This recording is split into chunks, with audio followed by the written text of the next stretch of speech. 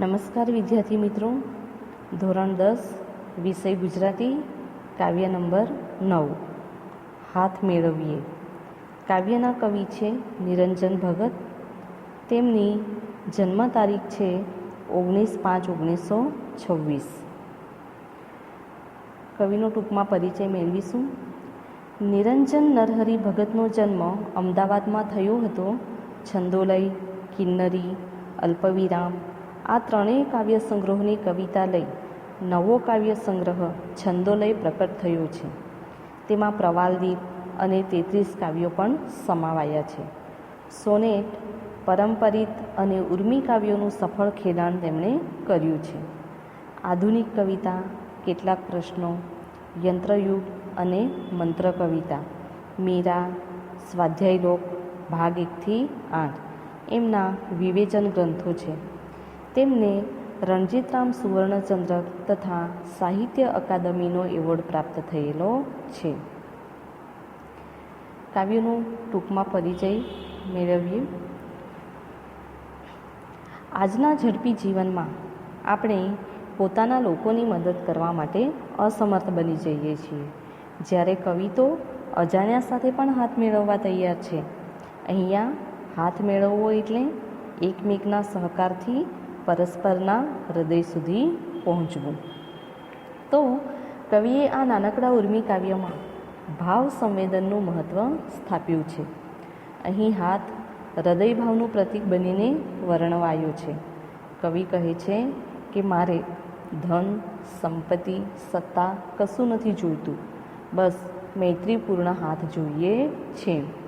હું હાથ લંબાવીને તમારા હૃદય સુધી પહોંચવા માંગુ છું. નિસ્વાર્થ સંવેદન બધું સભર કરી આપે છે. તેમાંથી ભાવના કેળવવાનો કવિનો મનોરથ પ્રગટ થયો છે. તે હૃદયૈક્ય નોંધપાત્ર છે. તો આજે આપણે જે કાવ્ય ભણવાના છીએ, હાથ મેળવીએ, કાવ્યનો સાહિત્ય પ્રકાર છે ઉર્મી કાવ્ય. ઉર્મી કાવ્ય એટલે હૃદયના ભાવોને વ્યક્ત કરતું કાવ્ય. અને આ કાવ્ય કવિના છંદોલય નામના કાવ્ય સંગ્રહમાંથી લેવામાં આવેલ છે. તો હવે આપણે કાવ્યનો વિસ્તૃત અભ્યાસ કરીશું. લાવો તમારો હાથ મેળવીએ, કહું છું હાથ લંબાવી. કહો શું મેળવી લેવું હશે મારે, તમારા હાથમાં તો કેટલુંય ધન હશે, સત્તા હશે, કીર્તિ હશે. શું શું નથી હોતું તમારા હાથમાં, મારે કશાનું કામ ના, ખાલી તમારો હાથ. તો આપણે જોઈએ કે અહીંયા પહેલી પંક્તિમાં કવિ કહે છે કે લાવો તમારો હાથ મેળવીએ, કહું છું હાથ લંબાવી. અહીં હાથ મેળવવું એટલે પરસ્પર એકબીજાના હાથને જોડવું. અહીં કવિ પોતાના હાથને લંબાવીને કહે છે કે લાવો તમારો હાથ, હું તમને મારો હાથ લંબાવી કહું છું કે આપણે સારા મિત્રો બનીએ. આગળની પંક્તિ છે, કહો શું મેળવી લેવું હશે મારે, તમારા હાથમાં તો કેટલુંય ધન હશે, સત્તા હશે, કીર્તિ હશે. શું શું નથી હોતું તમારા હાથમાં, મારે કશાનું કામ ના, ખાલી તમારો હાથ. તો આ પંક્તિમાં કવિ પ્રશ્ન કરે છે.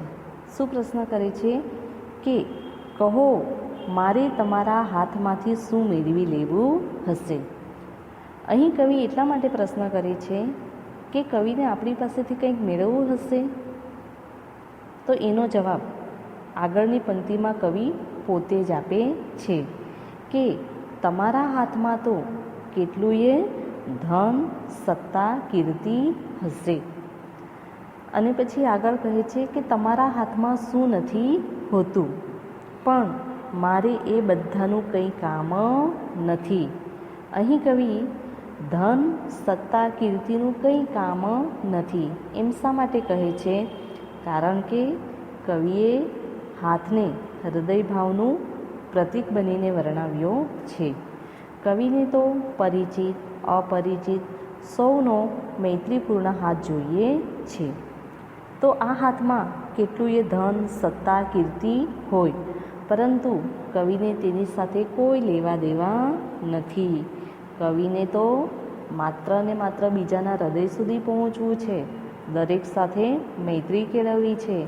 એટલે કવિ કહે છે કે તમારા હાથમાં તો ધન સત્તા કીર્તિ હશે, પણ મારે એનું કંઈ કામ નથી.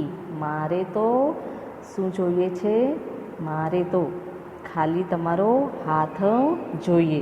એટલે કે હું તમારી સાથે નિસ્વાર્થ મૈત્રી કરવા માંગુ છું. આગળ, ખાલી તમારો હાથ. ના ના, આપણા આ બે ખાલી હાથમાં એ કેટલું છે. આપણા આ હાથમાં ઉષ્મા અને થડકો. અરે એના વડે આવો પરસ્પરના હૃદયનો ભાવ ભેળવીએ અને બિન આવડત સારું નઠારું કેટલું એ કામ કરતાં આપણા આ હાથ કેળવીએ. તો અહીંયા તમે જુઓ કે કવિ ફરી શું કહે છે? ખાલી તમારો હાથ. એટલે કે પ્રશ્ન કરે છે. અને પછી કવિ કહે છે કે નાના, આપણા આ બે ખાલી હાથમાં એ કેટલું છે. આવું કવિ શેના માટે કહે છે? તો કે નરી આંખે જોતા સૌને આપણા બંને હાથો કેવા દેખાય છે? ખાલી દેખાય છે. પણ શું આ બે ખાલી હાથમાં કશું નથી? ના, એવું નથી. મિત્રો, આપણા રોજિંદા અનેક કામ આ બે હાથ વડે જ થાય છે. આ બે હાથ વડે જ અનેક ભલાઈના કામ થાય છે, તેમજ બુરાઈના કામો પણ આપણે કરીએ છીએ. અને આ હાથમાં જ કેટલું એ ધન સત્તા અને કીર્તિ પણ છે. અને આ હાથ વડે મનુષ્ય જો સદકર્મ કરે, સારા કામો કરે, તો તેને ધન સત્તા કીર્તિ પ્રાપ્ત થાય છે. અને આ હાથ વડે નઠારા કામો કરીને આપણને મળેલ ધન સત્તા અને કીર્તિને આપણે ગુમાવી પણ બેસીએ છીએ. એટલે એમ કહેવા જઈએ તો આ હાથ આપણી દોલત છે, કિસ્મત છે. એમ કહીએ તો કંઈ જ ખોટું નથી. આગળ, આપણા આ હાથમાં ઉષ્મા અને થડકો. અરે એના વડે આવો પરસ્પરના હૃદયનો ભાવ ભેળવીએ. તો કવિ આગળ આપણને અહીંયા શું કહે છે કે આપણા આ હાથમાં ઉષ્મા. ઉષ્મા એટલે કે ગરમાવો, હૂંફ, તેમજ થડકો પણ સમાયેલા છે. અને આવા ઉષ્મા અને થડકાથી ભરેલા એકબીજાના હાથને મેળવી આપણે શું કરીએ? પરસ્પરના હૃદયના ભાવને મેળવીએ. એટલે કે આપણે પરસ્પર એકબીજાના હૃદય સુધી પહોંચીએ અને બિન આવડત સારું નઠારું એવું કેટલું એ કામ કરતાં આપણા આ હાથને કેળવીએ. આગળ, અજાણ્યા છો ભલે તોય જુઓ, આ હાથ લંબાવી કહું, લાવો તમારો હાથ મેળવીએ. તો અહીંયા કવિ છેલ્લી પંક્તિમાં શું કહે છે? શું તમે અજાણ્યા છો? ભલે. એટલે કે અહીંયા અજાણ્યા છે તો પણ કવિને કોઈ વાંધો નથી. એ શું કહે છે કે તમે અજાણ્યા છો ભલે તોય જુઓ, આ હાથ લંબાવી કહું છું કે લાવો તમારો હાથ, આપણે એકબીજાના સારા મિત્રો બનીએ. અહીં કવિ તમે જોશો કે અજાણ્યા સાથે પણ હાથ મેળવવા માગે છે. તો અહીં કવિ અજાણ્યા સાથે પરાણે કે જબરજસ્તી હાથ મેળવવા નથી માંગતા. આનંદથી, સુખથી અને પોતાની ઈચ્છાથી હાથ મેળવવા માંગે છે.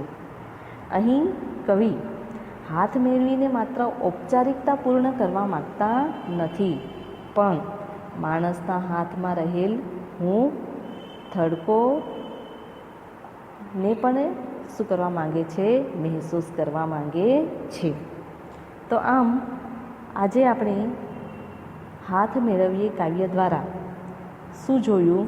તો કે કવિએ અહીં હાથને હૃદયભાવનું પ્રતીક બનાવીને વર્ણવ્યું છે. કવિ હાથ દ્વારા બીજાના હૃદય સુધી પહોંચવા માંગે છે. સૌ સાથે નિસ્વાર્થ મૈત્રી ભાવ રાખવો એ આ કાવ્યનો સાર છે. યાદ રાખજો કે સૌ સાથે નિસ્વાર્થ મૈત્રી ભાવ રાખવો એ જ આ કાવ્યનો એકમાત્ર શું છે ઉદ્દેશ્ય છે. અને આ કાવ્યમાં ભલે મૂળ